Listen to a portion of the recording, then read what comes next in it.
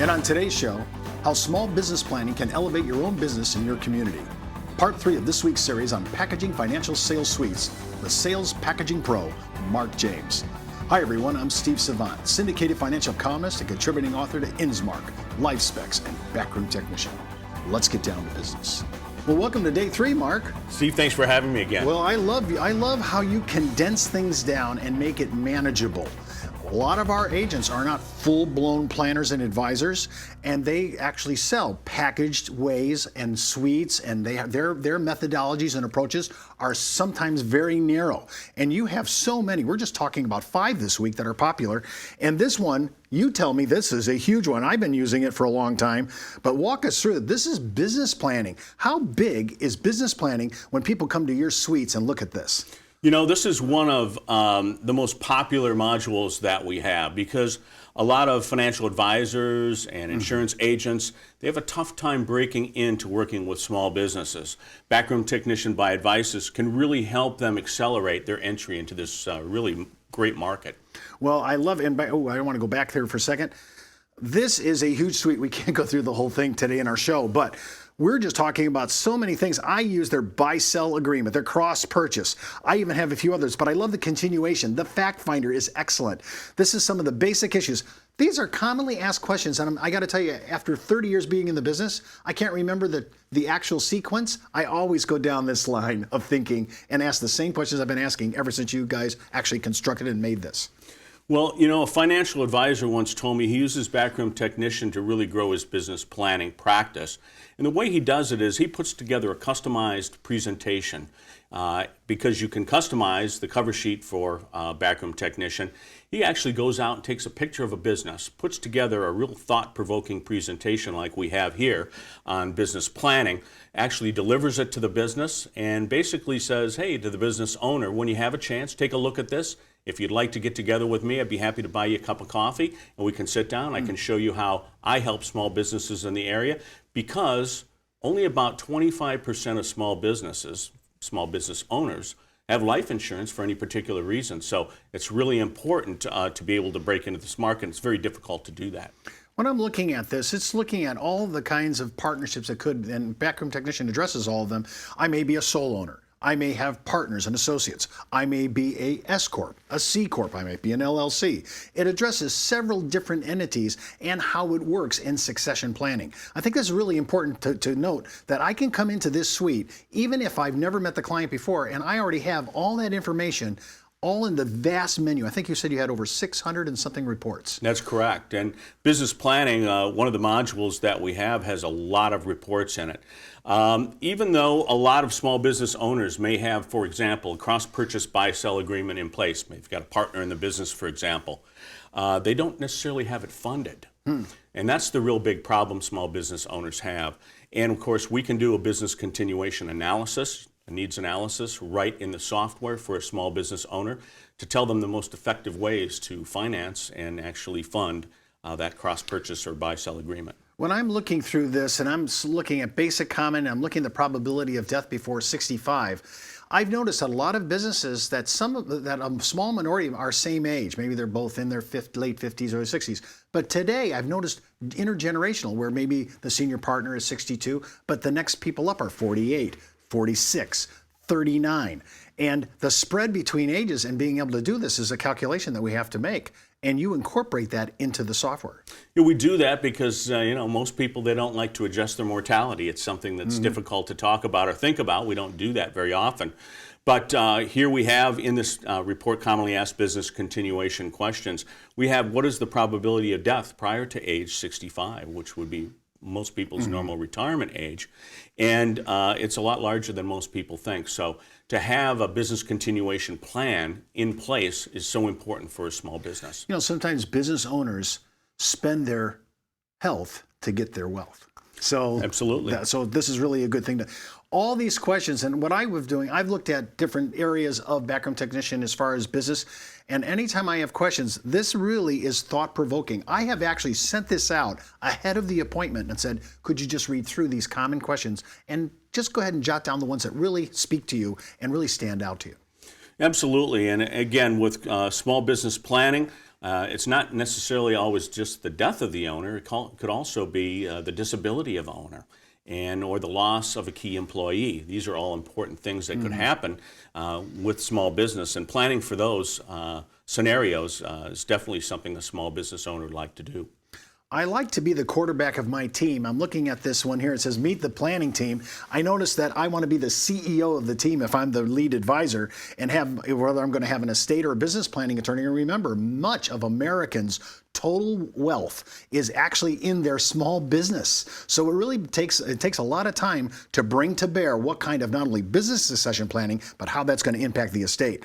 And of course, if I'm going to be using life insurance in any of these equations, I need to really have a life underwriter online and taxes. I got to have a CPA. Sure. I have to build my team out. This is really a great thing to use to actually evangelize, and I've done this many times, to the fiduciary market. I'm trying to say, I need to build a team. Would you join my team as a CPA, as an attorney, and as an estate planning aficionado? I want to be able to build my team out and look at for financial professionals. Maybe I don't do money management. I want to outsource that, right? I want to build my team, be the CEO. I love this page. It works good for the client because they see that we're actually doing something beyond our own counsel, and as well as an evangelistic tool to recruit people to work with me. Well, most small business owners don't realize how many people they need on their team. They think they can handle all of it. Oh, that's so true. And this talks about exactly who they need to have on their team. But this is an important report right here in Backroom Technician, something that you can use in working with a small business owner. This is a business events checklist. And most small business owners, when you sit down and talk with them, they have a difficult time, playing their hand too much about their business. But this business checklist gives the owner or small business planner the opportunity to talk about some common events that might happen, some areas of interest and concern, as well as being able to talk to the advisor about many things that can happen to somebody individually as a business owner, but also the small business itself. Backroom Technician has a life event for personal, for one-on-one, not business, similar to this. I have been using that for almost 20 years. This event, you cannot keep track of this in your head. I love how this tasks you through basic events that will occur in life, and I'm telling you right now, most of our consumers, when they look at this, they say, half of those I never even thought about. Exactly, or when they're going to meet with you, they forget to talk about some of these areas of concern. So it's great to have a checklist. Give this to them before you sit down and meet with them, and have them check off what the common events are. Could be the death of a family member, or the gain or loss of a business partner, health concerns, for example, employee benefits, estate planning, a lot of information in here. We come back from the break. We're going to continue more about talking about this module, talking about businesses and how you can actually introduce yourself into the business market and be fully equipped, even if you're a new person or a rookie in the business. We'll be right back after the break. It's not how much money you make for your clients, it's how much money they get to keep, especially in retirement. But retirement income could cause Social Security benefits to be taxed. One tax advantage alternative is life insurance, designed as a non-modified endowment contract that can generate tax-free income without taxing Social Security benefits. These contracts offer differing funding options depending upon your client's risk tolerance. For more information on how life insurance can be part of your retirement planning, just email me at steve@downtobusiness.tv. Brought to you by Ash Brokerage, the practice enhancement company. Well, welcome back to the second segment. Of course, I'm with Mark James, who's really great at putting together these suites that I really believe can have impact on your practice and actually give you a uniqueness in front of your new prospects and your clients. We're talking about the importance of a business continuation plan, which actually presumes that somebody in our partnership or part of our owners, somebody might be disabled, somebody might die in case that occurs. And you know what? We think that this doesn't occur, but actually disability, as an example, seems to occur quite a bit. Absolutely, and one of the important pieces that you can get out of Backroom Technician when talking about business planning is what the importance of a business continuation plan is. And again, we talked about cross-purchase buy-sell agreements or buy-sell agreements and how most of them aren't funded a few moments ago. But what are the competing interests in a small business where there's a cross-purchase buy-sell agreement? You know, the heirs of the deceased want to get as much as they can for the business. Those that are left to run the business, they don't want to pay as much for the business. So there's some competing interests here. And of course, there's potential problems without having a written agreement and a business continuation plan. And one of the things that Backroom Technician by Advices does is we have that module. We can do that analysis on the small business. If you've never done this before, remember, just look down at the bottom of the screen. This is our URL link to Backroom Technician's 30-day free trial offer. If you want to go out there and peruse this section in the business, it's excellent. I've been using the buy, sell, cross purchase, stock redemption, and wait and see trust documents, I mean, a good solid 20 years. So this could really help you, and go ahead and try it. I think the test drive, you'll convince yourself this is really a great piece to go after.